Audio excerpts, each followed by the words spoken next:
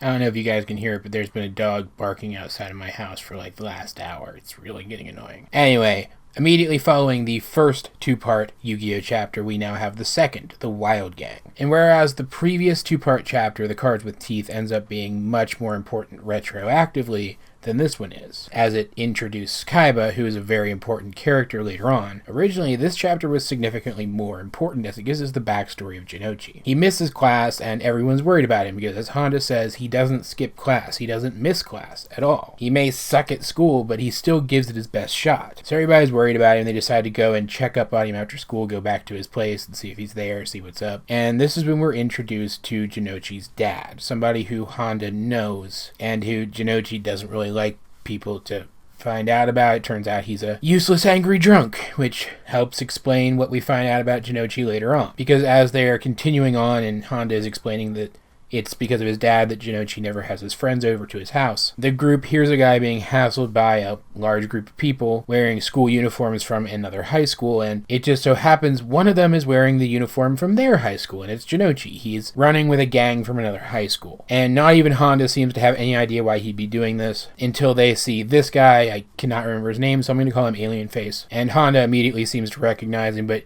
Yugi has no idea what's going on. They haven't had a chance to talk yet, so he's trying to get Jinochi's attention, trying to get Jinochi to come with them to stop following around these violent guys. And then Insector Haga's douchebag older brother here socks Yugi one, and you can tell Jinochi's bothered by it, but he pretends like he's not, and he pretends like he doesn't know Yugi at all. And we don't know why yet, but we do find out from Hondo very shortly after that back in middle school, Jinochi used to run with these guys in a middle school gang that went out of its way to fight everybody they could. They would even fight high schoolers, and that back then Jinochi loved to fight, but then I guess he just grew out of it and started taking his school a little more seriously and avoiding fights and avoiding people like Alien Face. And even though he was still kind of douchey to people like Yugi, even when he was bullying Yugi, his heart was still in the right place. And now, thanks to Yugi, he has made the full-on transformation to a good person. And we do find out from some internal dialogue from Insector Haga's douchey older brother that that's actually how Alien Face got Jinochi back in the gang. He was kind of watching Jinochi realize he'd become a person who actually cares about his classmates and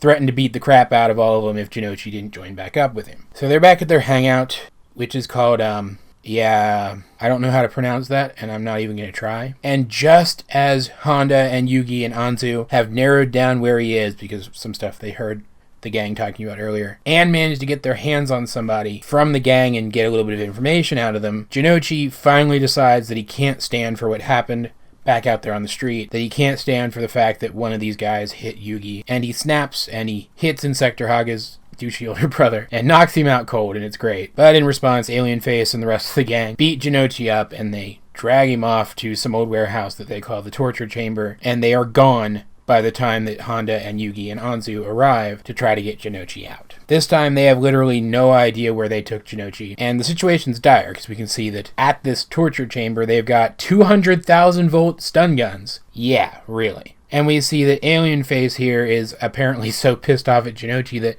even though it was a big deal that he get Jinochi back in the gang, he's willing to risk killing him by continuously shocking him, even when his minions are telling him it's a bad idea now. But thankfully Yugi is able to use the Millennium Puzzle, which does have magical powers aside from just turning him into the other Yugi, to find Jinochi and even witness enough of what's going on that the other Yugi comes out. And so we've got this really cool dramatic setup for the final showdown. There are holes in the ceiling of this warehouse, so the rain's coming down inside. And in walks the other Yugi, drenched in rain, and declares that how dare they do this to Jinochi. And he, of course, gets hit because it's a rule that whenever they're dealing with someone who would hit Yugi, Yugi needs to get hit at least once per chapter. There's the rare exception, but for the most part, Yugi gets hit once per chapter, at least in these earlier chapters. So Yugi gets hit, he falls back, but he sees a bunch of elements lying around, and after letting the gang members talk for a couple seconds while he works in the background, obviously, you can see that he's got them, and he challenges them to a game. He stands up on a tire, sitting in the middle of the room, and challenges them to a game. Find the fuse. There's an explosive somewhere in the room, as he puts it, a bomb that's about to go off. And they win, and they can do whatever they want with him,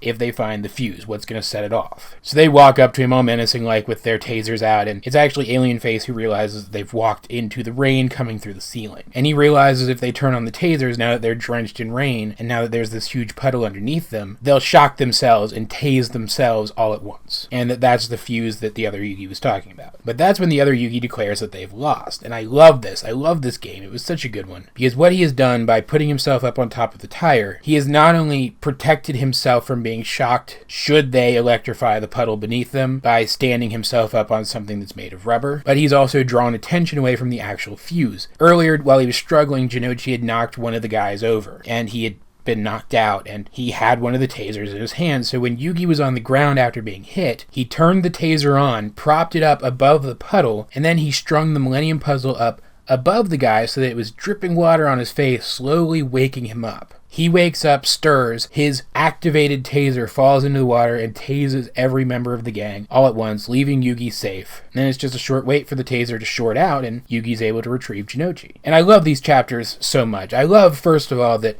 even though Yugi's the main character, and that remains true throughout the entire run of the series, Jinochi is treated almost like a second protagonist in a lot of these older stories, and it continues into the Duel Monster stuff for a long time, but he never really accomplishes as much as Yugi does in those later Duel Monsters chapters. But early on, it really did feel like every once in a while his story was just as important as Yugi's. And so this chapter being the one where we get his backstory and we find out that he had this violent past sparked on by his violent home life, and that he managed to rise above that. It really adds a lot to his character. And once again, we get to see a game which, the form it takes, shows the other Yugi's ingenuity and why it doesn't matter that he's not physically strong, because he can still overcome physically strong opponents using his mind. The only problem I have with this chapter is that it is a Jinochi-centric chapter, and yet he isn't the one who defeats the baddies. But we do get chapters like that later, and I'm super psyched to get to them. As per usual, guys, if you have read this chapter of Yu-Gi-Oh!, what did you think of it? Let's get a discussion going in the comment section down below.